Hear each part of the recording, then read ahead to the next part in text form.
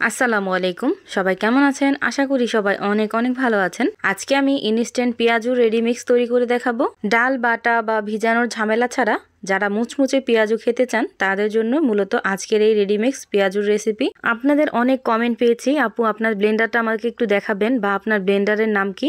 অনেক আপুরাই বলেছে আপু আপনার ব্লেন্ডারটা পরবর্তী ভিডিওতে দেখিয়ে দিবেন। আপনাদের জন্যই আজকে আমি আমার ব্লেন্ডারটা আপনাদেরকে দেখিয়ে দিব। বাটা ডাল 1 মাসের বেশি ডিপ ফ্রিজে রাখলে খেতে অতটা ভালো লাগে না। এভাবে পেঁয়াজুর রেডিমিক্স তৈরি করে রাখলে বছর জুড়ে সংরক্ষণ করে খেতে পারবেন। এখন কথা না বাড়িয়ে দেখে নেই আমি কিভাবে পেঁয়াজুর এই রেডিমিক্সটা তৈরি করলাম। প্রথমে একটা বলে আমি নিয়ে নিব 2 কাপ পরিমাণ খেসারির ডাল, 2 কাপ পরিমাণ নিয়ে নিব মসুরির ডাল। এই 2 ধরনের ডাল দিয়ে আজকে আমি পেঁয়াজু মিক্স তৈরি করে দেখাবো।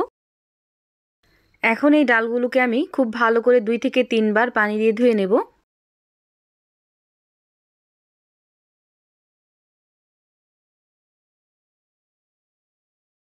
ডালগুলোকে আমি খুব ভালো করে ধুয়ে নিছি। এখন এই ডালগুলোকে আমি রোদ্রে শুকাতে দিয়ে দিব। আর রোদ্রে শুকানোর জন্য এরকম সুতি একটা কাপড় বিছিয়ে দিছি। ডালগুলো এইভাবে মেলে দিব আর রোদ্রে শুকিয়ে তারপর আবার ফিরে আসছি। অবশ্যই ডালগুলো খুব ভালো করে ধুয়ে নেবেন, এতে করে পরবর্তীতে আর কোনো ঝামেলা থাকে না। আর এই তো দেখতেই পাচ্ছেন একদিন খুব ভালোভাবে আমি রোদ্রে শুকিয়ে নিছি আর ডালগুলো কতটা ঝরঝরে হয়ে গেছে। এখন আমি আমার ব্লেন্ডারটা আপনাদেরকে দেখিয়ে দিব। আমি প্যানাসোনিকের এই ব্লেন্ডারটা ব্যবহার করি। সাথে কিন্তু 3টা জগ আছে, একটা জুসার, আরেকটা ভর্তার আইটেম করা যায়, আরেকটা হচ্ছে যে কোনো আইটেম তৈরি করা যায়। বলতে পারেন আপু আপনার এই ব্লেন্ডারটা আপনি কোথা থেকে নিছেন? আমি এই ব্লেন্ডারটা কিন্তু দেশের থেকে নেই। আমার এই ব্লেন্ডারটা বিদেশ থেকে আনানো হয়েছে। আপনারা চাইলে দেশের থেকেও খুব ভালো একটা ব্লেন্ডার কিনে নিতে পারেন। এখন আমি এই ব্লেন্ডারের মাঝারি সাইজের যে জগটা আছে ওই জগে দিয়ে এই পেঁয়াজু মিক্সটা তৈরি করে নেব। পেঁয়াজুর জন্য যখন আমরা ডাল তৈরি করব তখন কিন্তু একদম মিহি পেস্ট করা যাবে না, এই রকম দানা দানা রেখে পেঁয়াজু মিক্সটা তৈরি করে নিতে হবে। এভাবে আমি সবটুকু পেঁয়াজু মিক্স তৈরি করে নেব। এভাবে আমি সবগুলো পেঁয়াজু মিক্স তৈরি করে নিছি। আর এভাবে আপনারা সংরক্ষণ করে রেখে দিতে পারবেন প্রায় 1 বছর পর্যন্ত শুকনো একটা কন্টেনারে ভরে।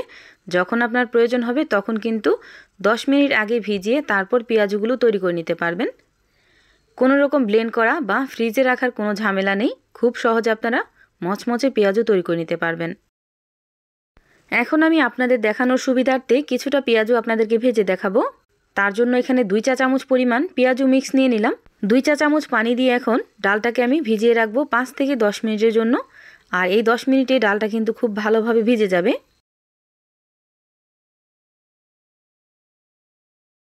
এভাবে আমি ডালটাকে 10 মিনিটের মতো ভিজিয়ে রাখছিলাম। আর এই তো দেখতেই পাচ্ছেন ডালটা কিন্তু বাটার থেকে বেশি সুন্দর হয়েছে। আর কতটা পারফেক্ট হয়েছে দেখে নিশ্চয়ই বুঝতে পারতেছেন। এখন এখানে আমি দিয়ে দিব পেঁয়াজ কুচি, দিয়ে দিব পরিমাণ মতো কাঁচামরিচ কুচি আর ধনিয়া পাতা কুচি। আপনারা এখানে ঝালের পরিমাণটা বুঝে তারপর কাঁচামরিচ দিয়ে দিবেন। দিয়ে দিব 1 চা চামচ পরিমাণ হলুদ মরিচের গুঁড়া, হাফ চামচ দিয়ে দিব জিরা গুঁড়া, হাফ চা চামচ দিয়ে দিলাম লাল মরিচের গুঁড়া, 1 টিস্পুন পরিমাণ দিয়ে দিলাম গরম মশলা গুঁড়া, হাফ চামচ পরিমাণ দিয়ে দিলাম লবণ আর হাফ চামচ পরিমাণ দিয়ে দিলাম আদা রসুন বাটা। এখন সব কিছু খুব ভালো করে একটু মিশিয়ে নিব। এভাবে আমি খুব ভালোভাবে মিশিয়ে নিছি। এখন আমি এই পেঁয়াজগুলো তেলে ভেজে নেব। আর এই পেঁয়াজগুলো ভাজার সময় চুলার আঁচটা মিডিয়ামে রেখে তারপর মচমচে করে এই পেঁয়াজগুলো ভেজে নেবেন। এতে করে কিন্তু পেঁয়াজগুলো অনেকক্ষণ পর্যন্ত মচমচে থাকবে।